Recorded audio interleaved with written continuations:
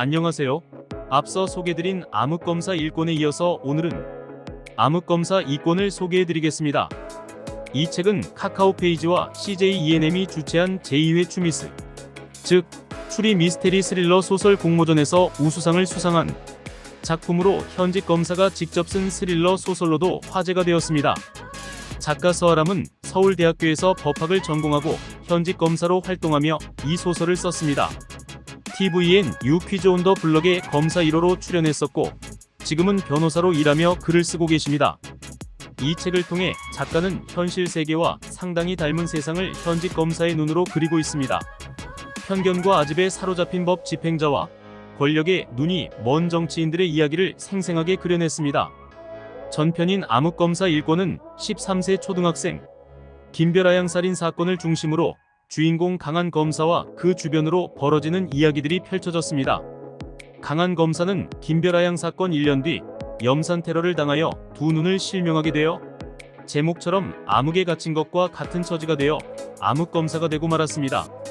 또한 당시 사건을 수사하던 형사는 귀가 잘리고 판결을 했던 판사는 교통사고를 당하여 두 손을 망가지게 됩니다. 그렇게 테러를 가한 범인이 원한 건 1년 전 김별아양을 살해했다고 유죄 판결을 받은 당시 고등학교 3학년생이었던 지온유에 대한 재수사 요청이었습니다. 암흑검사 2권에서는 교도소에서 자살한 지온유에게 친모가 있었다는 것과 함께 사법기관에 대한 무차별적인 테러에는 그 친모가 연관되어 있지 않을까 하는 쪽으로 수사가 이어집니다.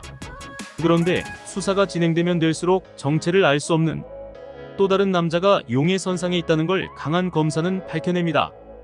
과연 1년 전 김별아양을 살해한 범인은 누구일까요? 그리고 강한 검사를 비롯한 법조인들에 대하여 무차별적인 테러를 가한 테러범은 지온유의 친모가 맞을까요?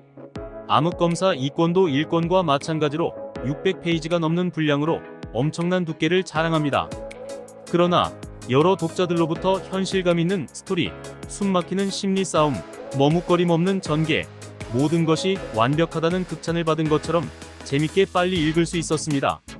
이 작품은 출간 전에 영화화도 확정된 바 있었다고 했는데 몇 년이 지난 지금 아직도 제작 중인지 별다른 소식이 없어서 영화와 관련해서는 궁금증을 자아냅니다.